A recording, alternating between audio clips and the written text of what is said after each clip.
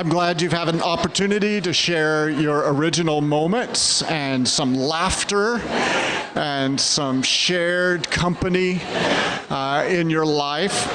I was saying that I had a day this week where I walked across campus multiple times, and every time I went across campus, I saw somebody from our church. And it was so exciting. I was like, this great big campus feels small today, because every time I go across, I see someone. And if you see me walking across campus, don't duck and hide. Actually yell at me, hey, Craig, hey, you. You know, I'll answer to both, okay? It'll be just fine. And do that for each other. And maybe you don't even remember each other's name, but you're like, I think you were at Origin, so you could just say, hey, you original. You may get a lot of people looking at you, but it'll be okay. I am really happy to get to introduce to you George Guthrie and his wife, Pat. Pat's there in the back. Hey, Pat. And George, and they recently moved to Vancouver. He is a professor at Regent College. How many of you know where Regent is? Wow. It's a great place to study. You go downstairs and it's quiet and there's a great bookstore, really good place. And George is a professor there, and I'm really excited that you're going to get to meet him and hear from him today. So it's just a delight and pleasure to share this morning with you, George.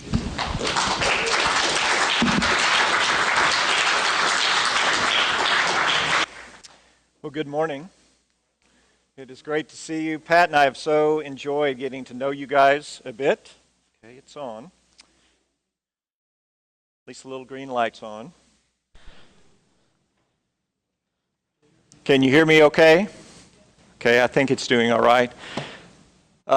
Good to be with you this morning, and I'm excited to open God's Word with you. This is one of my favorite passages we're going to deal with this morning. But I want to start with a story about how Pat and I met. In the fall of 1986, that was a long time ago. Most of you were not thought of by that point. I was in graduate school. I was doing a master's degree, and I was interested in a girl. And the problem was this girl was dating another guy. Yeah. So my roommates told me, just go tell her, she'll drop that guy. Which I didn't believe that, but I just sensed that I just needed to wait. So I went home for Christmas, back to Tennessee. This was in Texas. I went back to Tennessee, and when I came back, I suddenly had a sense of peace and freedom about going and talking to this girl. I mean, we had things in common. She had been overseas doing mission work and all of this kind of thing. And so I went over to her house, and I was going to sit down and talk to her. And when I walked in the door, the first thing she said was, hey, I just want you to know that John and I got engaged over the Christmas break.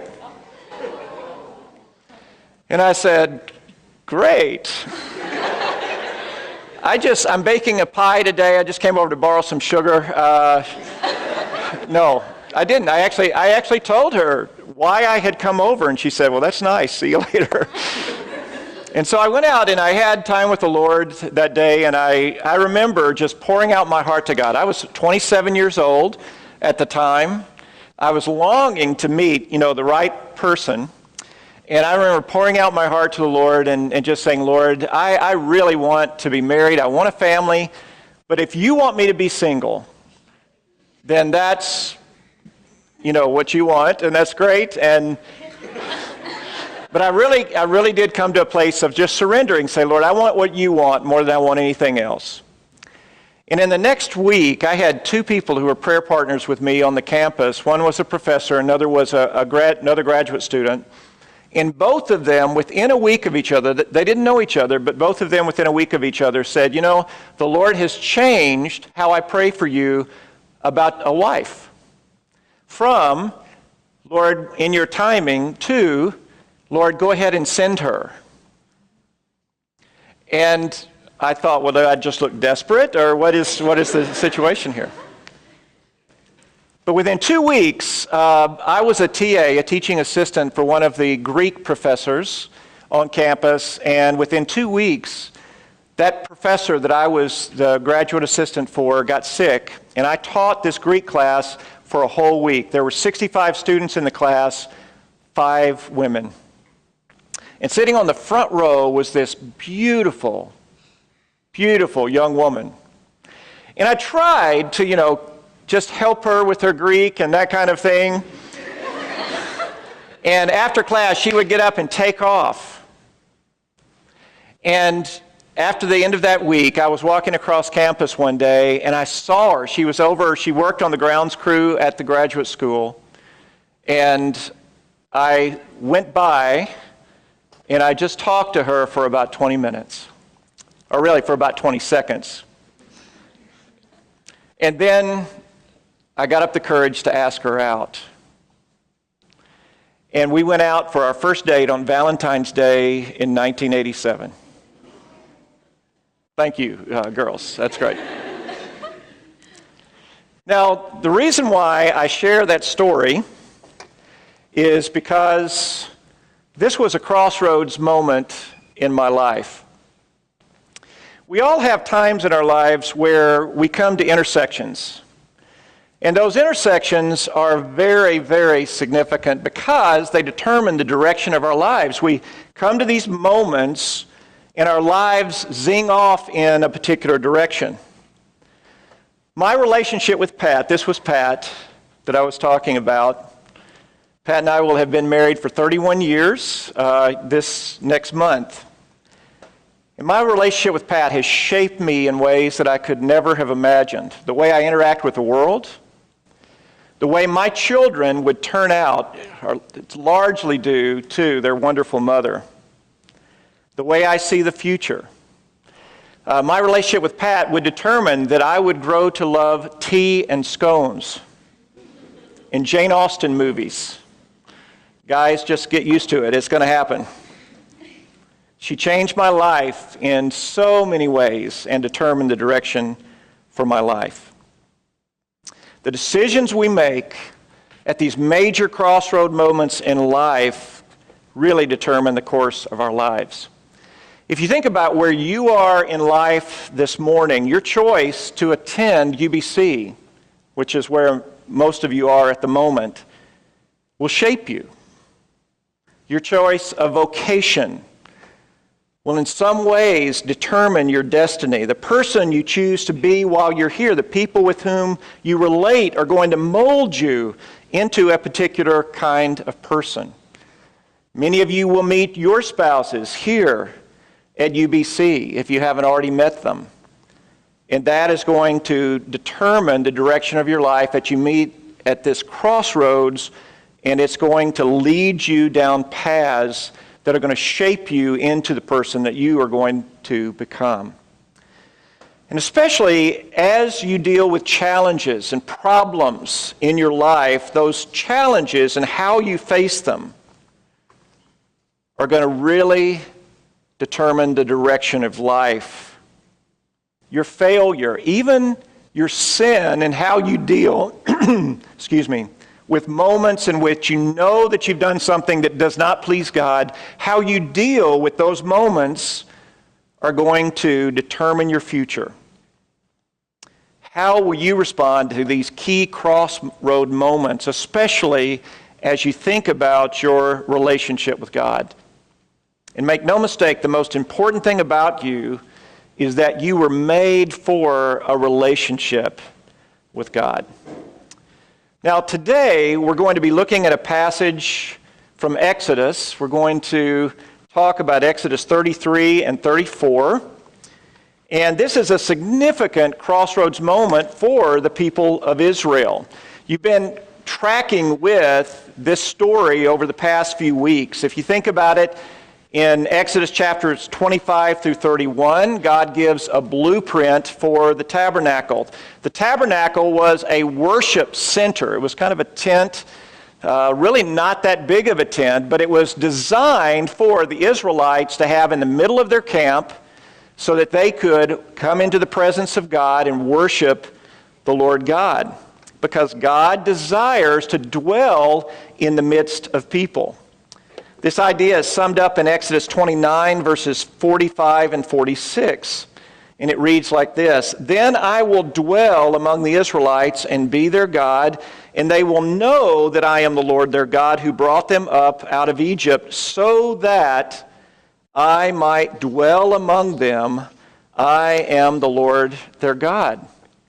So the tabernacle served as a sort of launch pad for what God intended to do in the world in terms of relating to people. In his commentary on the book of Exodus, a guy named Terence Freetham comments, "The people of Israel, carefully encamped around the tabernacle in their midst, constitutes the beginnings of God's bringing creation back to what it was originally intended to be, a place for him to dwell among people." Think back to the beginning of the story in the Garden of Eden. God walked with Adam and Eve. God's presence in the tabernacle is a statement about God's intended presence in the entire world, not just with the Jewish people, but with people of every nation. So the tabernacle was meant to be a picture that God wants to have a relationship with everybody. But you saw last week in Exodus 32 that plan, that program was interrupted because the people out there in the wilderness turned to idolatry. Their sin, their rebellion against God, was devastating. And it hurt their relationship with God. In essence, they wanted the presence of God without walking in the ways of God. God's never going to treat our sin lightly as if it doesn't matter, because He is holy. He is a God who cares about how our lives are shaped. And when we are turning away from God's ways, we're going in wrong directions that really hurt our lives, and God brings us back to Himself. And so you have this significant moment in the book of Exodus, this crossroads time, when God is saying, look, as a consequence of this sin, I'm going to send you on up to the land of promise, but I'm not going with you. And the story that we're going to look at today is how Moses responds to that, because it was a devastating moment. It was a crisis moment, crisis at the crossroads. And we're going to find Moses' response, and then how his response ends up changing him in a dramatic way. Now, this part of the story this morning presents three critical questions for us as we think about the crossroad moments in our lives. And I want you and me to think about where we are right now in our relationship with God as we ask three key questions. Why am I here, where I am in my relationship with God right now? What is most important to me? And what is changing me or shaping me as a person? All right, so let's take a look at the passage together. And let's start with this question: why am I here? At this particular time in life, at this place, right here on the UBC campus, in terms of my relationship with God, let's think about why are we where we are, and let's think about that in light of the story. So look at Exodus 33, you have there in your program, beginning at verse 1. Then the Lord said to Moses, "Leave this place, you and the people you brought up out of Egypt, and go up to the land I promised on oath to Abraham, Isaac, and Jacob, saying, I will give it to your descendants.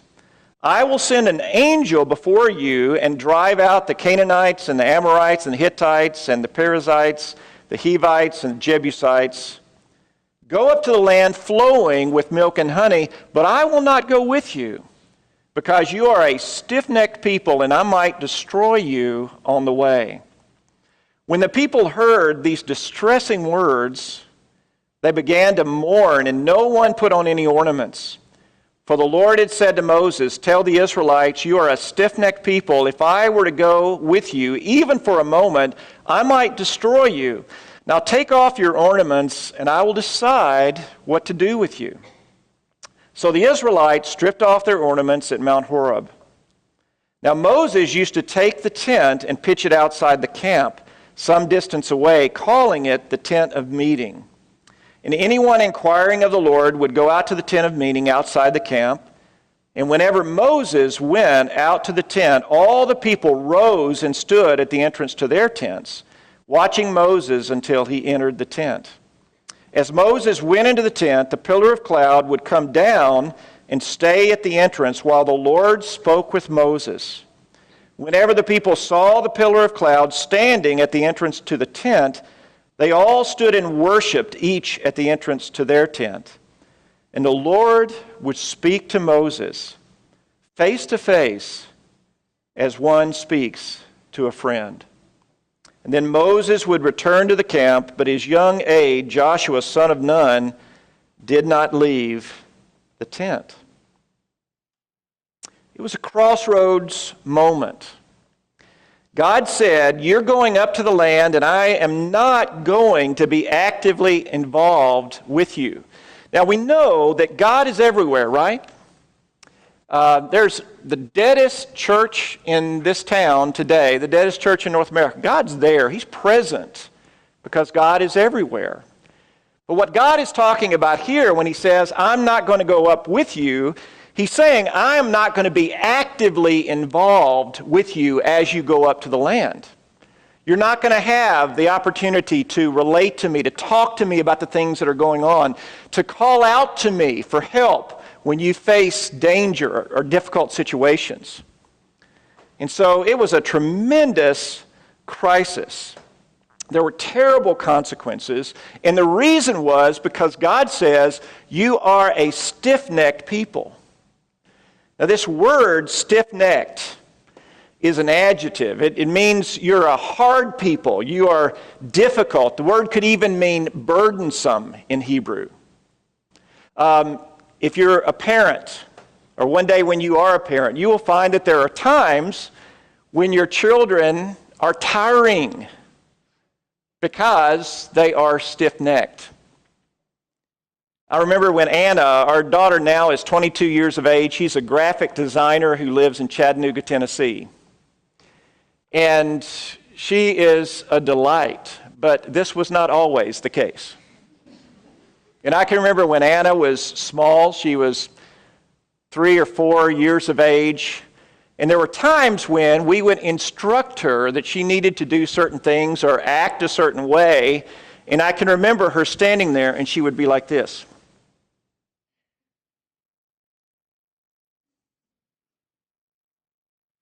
And that stiff neck showed that there was a hard heart underneath.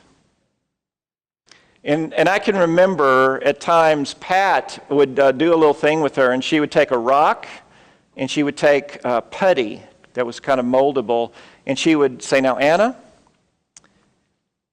which condition is your heart in right now? Is it like this rock?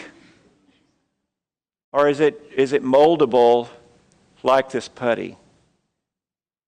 And at times I would get down on my knees in front of her, and I would just, when she was kind of in that like this, I would just lift her chin up to look me in the eyes, because when she was stiff-necked, she was not looking at me.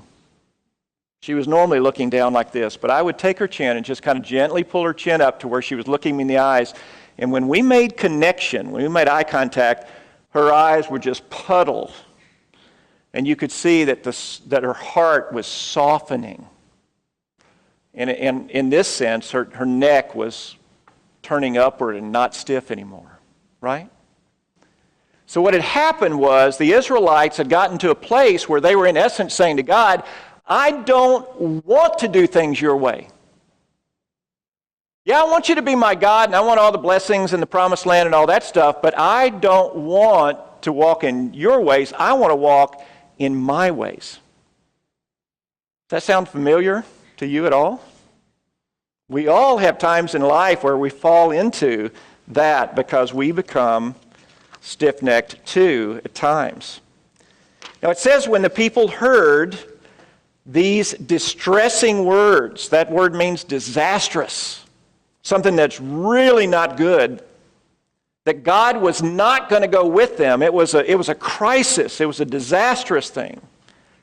Then they all put off their ornaments. And it goes on to explain why this was such a bad word. And that's what happens in the following verses where it says Moses, what their pattern was is Moses would pitch a tent outside the camp, and that was called the tent of meeting because Moses would go out and he would meet with God, and the presence of God would come down on that tent. And if anybody had something they needed to find out about, to inquire of the Lord about, they would go out and Moses would be a mediator and talk to God on their behalf. And it says when the presence of God came down to the camp, all the people would stand in worship because the presence of God was among them. And the reason why that was such a great thing was because they were living out the purpose for which all of us are created, to have a relationship with the living God as real in our lives, to have a relationship with Him. And so the people longed for that presence of God in the camp. In fact, verse 11 says that Moses had such an intimate relationship with God that the Lord used to speak to Moses face to face like a man speaks to his friend. About a month after Pat and I had our first date, we had a define the relationship moment. You know that moment when you kind of started into a relationship and you think this is going well, but you really need to find out what's going on?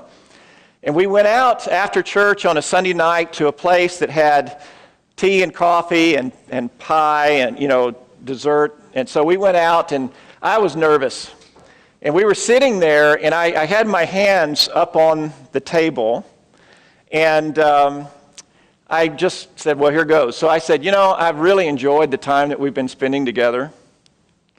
And I really feel like the Lord may have brought us together, but I kind of need to know what you're feeling. I said, I'm older and my hair is starting to retreat and I'm not as athletic as I used to be. And at that point, Pat reached out, took her hand, and she just placed her hand on top of my hands. And I thought, this is a good sign. And she said, George, she said, I understand how you feel vulnerable with us kind of starting this relationship. And she said, to be honest with you, I feel vulnerable too. She said, I don't know why you're interested in me.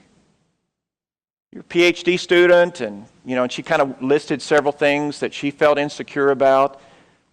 And at that moment, we had a connection. We had a face-to-face, heart-to-heart kind of connection that really has lasted to this day and just gotten better over time.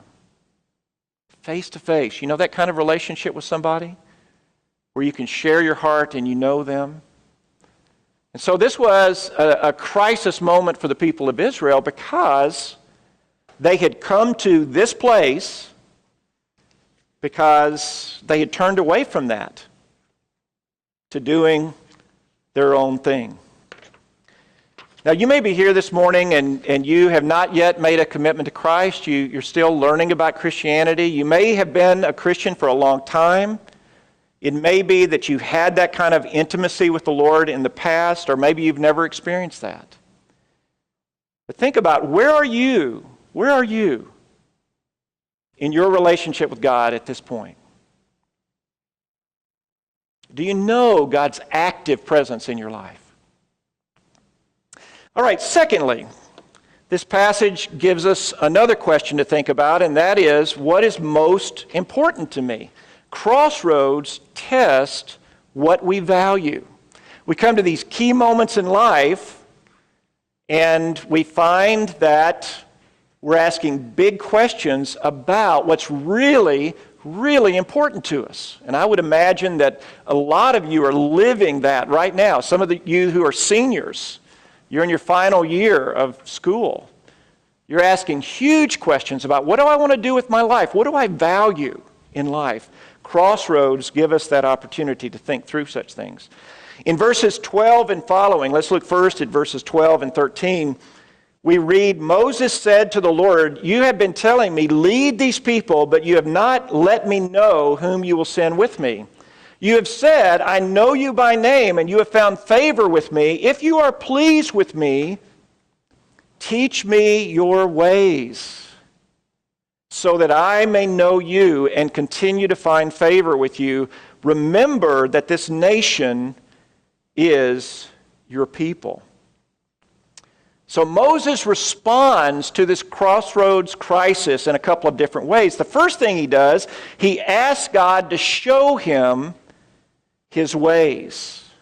God, show me your ways. Show me where it is that you're going to walk. Now, this word can speak of literally a road. Like if I say I'm going to go out of the auditorium here, that's a way to get out, right? So it can be very literally a road or a path that you would follow. And so in one sense, Moses may be saying to God, God, look, wherever you're going, that's where I'm going. But it also is a term that can be used to speak of patterns of life. God, show me the patterns of life that are in line with your character, that are in line with me having a good relationship with you. Show me how to live in a way that is in line with who you've designed me to be. Show me your ways that I may know you. And God's ways are always, always good.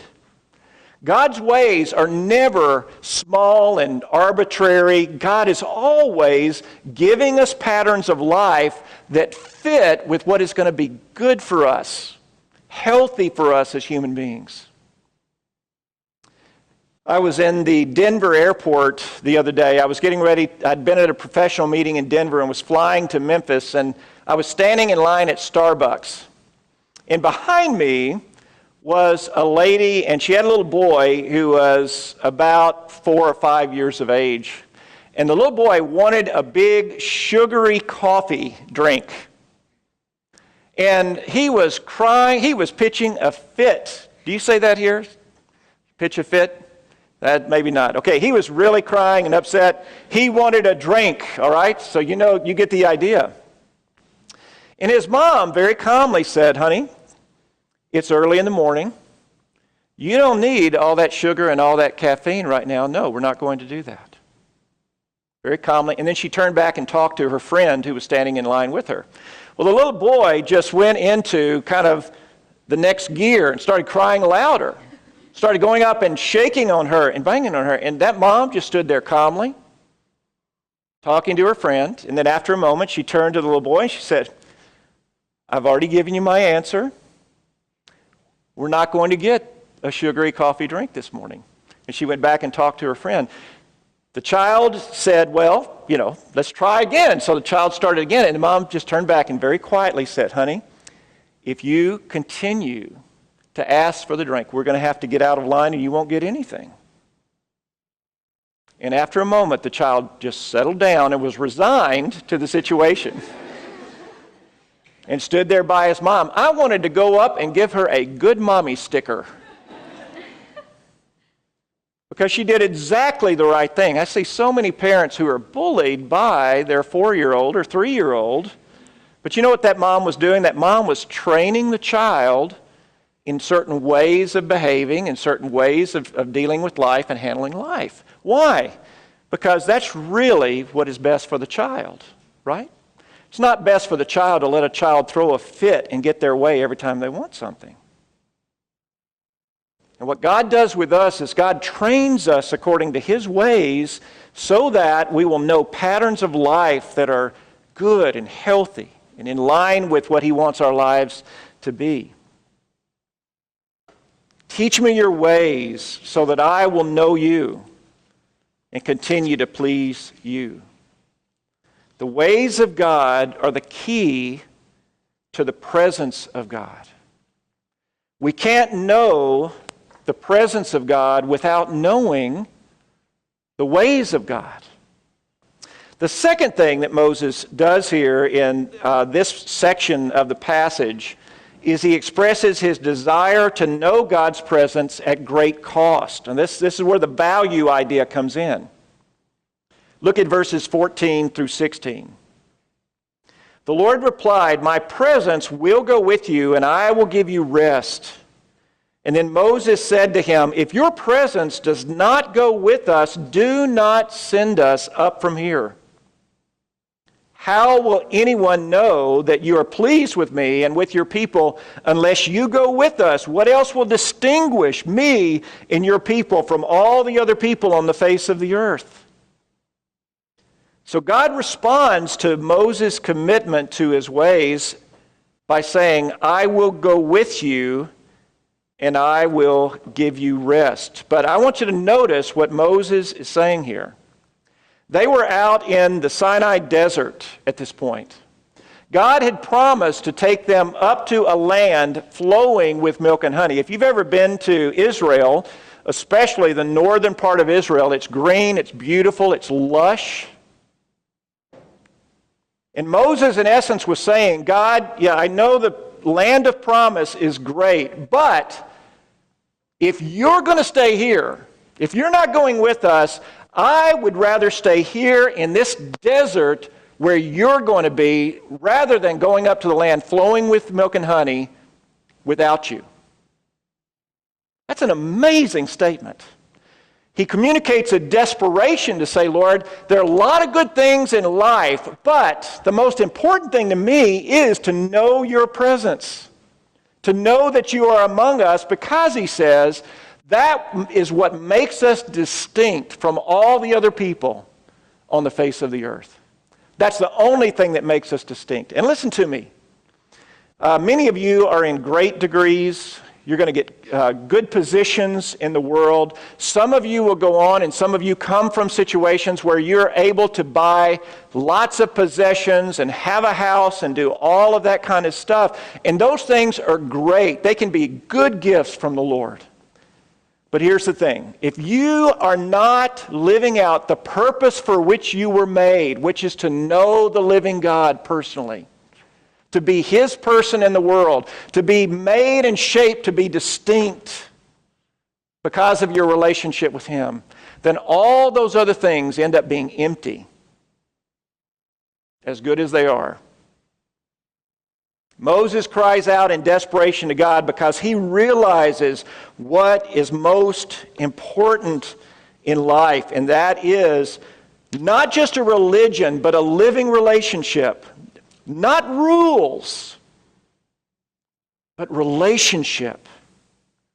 Not a slot machine God, just asking for good things or asking to avoid bad things, but the living God who wants to be known and loved by us, to know him. A lady named Catherine Walden has written, God isn't an emotionless vending machine in the sky. He wants our hearts, and above all else, he wants to make his heart known to us. Don't be afraid to draw near to God. He lavishes his gifts upon us for no other reason than he desires to pour out his love in us and through us. So this morning I asked myself, for what am I desperate? What is it that I value more than anything else in life? Am I desperate to know the presence of God so that he will make me distinct? And that's the other part of this passage. Moses knew that this is what would make him and the people distinct from all the other people on the earth. How else will we be distinguished, I and your people, from all the other people on the face of the earth? Is it not by you going with us? When Pat and I moved, we got married in 1987. I finished PhD work, and in 1990 we moved to Memphis, Tennessee. We were living in a small apartment. Right across the breezeway was a young woman who was just starting out in life. She was not a believer, but we had a great relationship with her. And one day, after we had gotten to know her a bit and we had her over for a meal, she said, let me ask you guys something. She said, all my other friends are crazy about each other when they're dating, and then after they get married, not so much. They start fighting.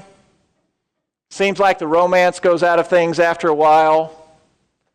But you guys are different. Why is it that you seem to really enjoy each other and you seem to have a great marriage?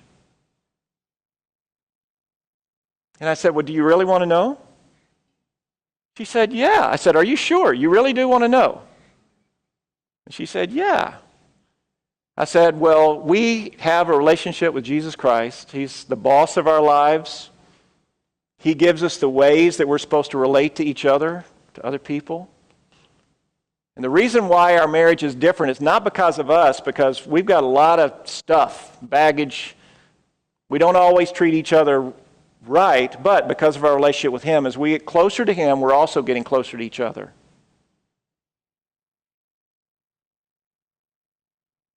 It's because of the relationship with the Lord that you have that distinction at times. That's the way it should be as we relate to Christ. We struggle. We have all kinds of baggage. But the way we process those things when we have a relationship with the Lord should be something that shines out to other people. And that brings us to the last part of our passage today and where we're going to close, and that is, what is changing me? We're not going to read the passage for the sake of time, but in Exodus 34, we go on to find out that what happens is Moses, they kind of come through this crisis, and God says, okay, Moses, I will go with you, and I'm going to give you and the people rest. I will lead you up to the land of promise because of the way that you've responded. And Moses goes up and he meets with God on the mountain, and when he comes down off the mountain, his face is shining with the presence of God. He was changed by that interaction. His relationship with God changed him and made him distinct. As you think about where you are in your relationship with God this morning, what is shaping you? What's changing you right now in your life? All kinds of things affect us. What we're learning at university, experiencing this beautiful part of the world and this phenomenal city changes us in good ways. The technology that you and I interact with, science is showing that our brains are being rewired because of the technology that we're living with on a daily basis. We are being shaped. Think about this imagery of a potter and clay. The potter can exert force on the clay in a way that shapes it into something that is a thing of beauty. But if the wrong force gets involved in the process, it deforms the pot. A man named Henry Drummond said this, every person's character remains as it is or continues in the direction in which it is going until it is compelled by impressed forces to change that state. Our failure has been the failure to put ourselves in the way of the impressed forces. There is clay and there is a potter. We have tried to get the clay to mold the clay rather than letting the potter mold the clay. What he was saying is, at times you and I in life, we try to shape our lives in certain ways, and that's a good thing to do to a certain extent.